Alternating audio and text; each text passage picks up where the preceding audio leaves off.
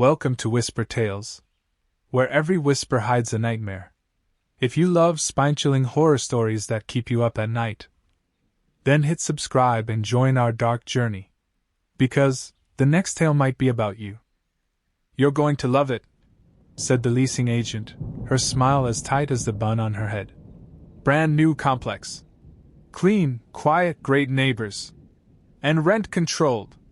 Ethan merely nodded, clutching the lease folder as he stepped into the fifth-floor hallway of Elmridge Apartments. The hall was long and narrow, lined with motion sensor lights that blinked on sluggishly, like waking eyes.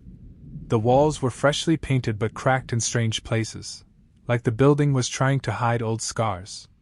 Unit 5B was at the center. His. It had taken Ethan months to find a place he could afford after his divorce. Everything about his life felt paper-thin. His savings, his sleep, his connection to the world. The apartment was a lifeline. A restart.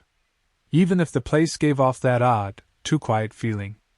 Like someone had just left, and the walls were still listening.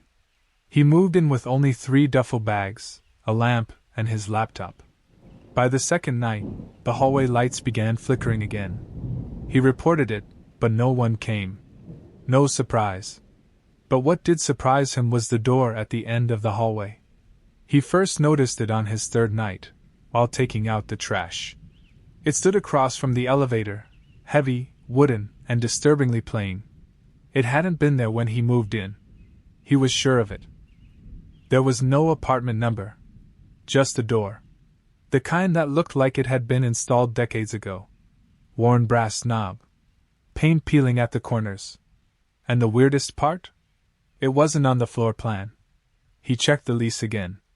There was no 5F or 5 anything beyond his unit. No blueprint mentioned the door. He even knocked softly one evening out of curiosity. No sound. No answer. Yet something about the door itched at the edge of his mind like a word he couldn't quite remember. He told himself it was nothing. Until he started hearing music. At 3:13 a.m., Ethan shot up in bed. Not from a nightmare, he hadn't dreamed in weeks, but from a sound. A soft, fuzzy tune, like it was playing through a radio with poor reception. Musical notes. Raindrops keep falling on my head. Musical notes. The melody drifted faintly through the air vents. He followed it, groggy and barefoot, out into the hallway. The motion lights flicked on in pieces. The music was louder near the door. Vintage. Happy. Wrong. He pressed his ear against it. It was definitely coming from the other side. But when he tried the knob, it wouldn't turn. Locked. Frustrated, he returned to bed. But the next night, it happened again. And the night after that. And every night after. By the 7th day, he'd had enough. He called building maintenance, who assured him, "Sir, there is no door there." "No, I'm looking at it right now," Ethan said. "At the end of the 5th-floor hallway. No number. Old-fashioned. You telling me I'm hallucinating? We don't have anything beyond 5D. The man replied flatly. "Maybe you're confused. Happens sometimes when people move in after trauma." The call ended before Ethan could respond.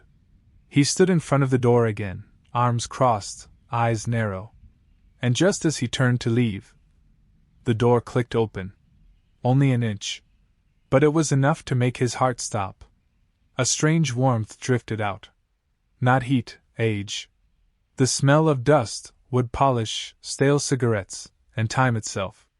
Something wrong. Ethan pushed the door open slowly. Beyond it was a perfectly preserved 1970s apartment. Yellow and orange wallpaper. Velvet drapes. Shag carpet. A sunken living room with a chunky TV that wasn't plugged in, but was humming softly. The air was thick, syrupy. Ethan took a step inside. No sound. No movement. No sign of life. Only time, suspended like a bug in amber. He whispered, "Hello?" The door creaked behind him, and slammed shut. He spun around, heart racing, and grabbed the knob. It opened easily. He stepped back into the hallway. But everything was off. The lights were out. Not flickering, just dead. Dust blanketed the floor. A trash bag from someone else's unit sat near his door, half rotted. The paint on the walls had peeled dramatically. He rushed to his apartment, unlocking it in panic. His phone was dead. So was the clock. He plugged in his laptop. It powered on. And the date in the corner read, October 8th. It had been 3 days since he'd entered the room. But to him, it had felt like 10 minutes. Ethan didn't leave his unit for almost 24 hours after the incident. He sat motionless on his worn-out couch, staring at the glowing date in the corner of his laptop screen like it might change back if he looked long enough. October 8th. He had entered the strange apartment on October 5th. 10 minutes inside that retro, museum-like flat, and the world outside had jumped ahead by 3 days. He didn't call anyone. He didn't have anyone to call. He wasn't on speaking terms with his parents, had no siblings, and the divorce had carved his friend group down to a handful of polite nods and unread messages. So he did what anyone in his position would do. He went back. The hallway was darker this time. Not because the lights were out, but because he had started noticing how shadows collected in the corners of the corridor, lingering just a little longer than they should. The air was heavier too. Thicker. Like walking through someone's breath. He approached the unmarked door again, hand trembling as he reached for the handle. Unlocked. It opened without resistance. The same scent greeted him: dust, old paperbacks, vintage perfume. The same retro apartment, frozen in amber. A turntable played softly in the background, crackling with life. Time in a Bottle, by Jim Croce. Charming. Familiar. Chilling. He stepped in. This time, Ethan moved with purpose. He opened drawers. Pulled open closets. Checked under the sink, behind paintings. Everything was real. Tangible. Lived in. Clothes in the closet. A woman's jacket hanging by the door. A photo album on the coffee table filled with Polaroids of a couple, man and woman, both mid-30s, smiling. Pinned with a sticky note. Lillian and Jack, 1974. He stopped at the kitchen. A pot of stew simmered on the stove, even though no one had touched it. The fridge buzzed faintly, filled with food in immaculate condition, though all of it bore packaging styles long since out of production. The apartment wasn't a room. It was a memory. Or a trap. Ethan made a rule: 15 minutes only. He set a timer on his watch. When it beeped, he would leave. But 15 minutes passed. Then 20. Then 30. Still, everything outside the windows remained eerily still, like a soundstage. Fake. He returned to the door and opened it cautiously. The hallway was dim again. Silent. The trash bags were gone this time. But something was off. The door to his apartment was open. Ethan stepped in slowly. He immediately froze. There was someone asleep on the couch. Him. Or someone who looked exactly like him. Wearing the same gray hoodie. Same messy hair. Same birthmark under the left ear. His double stirred, murmured in his sleep. Ethan stumbled back in horror, slamming the door and running down the hallway. He didn't stop until he hit the stairwell. His feet flew down 5 flights, heart jackhammering in his chest. He burst out of the building into the daylight, gasping. The sky looked wrong. The colors were duller. A sepia tint washed over the world, like an old photograph. The people walking by seemed distracted, blurred, like they weren't really there. He tried talking to a man walking a dog, but the man didn't even flinch. Didn't hear him. Ethan screamed. No one noticed. It wasn't the real world. Or if it was, he wasn't in it anymore. He returned to the hallway, breath shaking. And he saw something scrawled on the wall beside the mystery door, something that wasn't there before. Time bends but never breaks. Stay too long, and you'll never wake. Scratched into the paint. Deep. Angry. He wasn't the first. He pushed the door open again. This time, the lights inside flickered ominously. The apartment was darker, and the warmth had vanished. The vinyl on the turntable spun in silence. But he wasn't alone.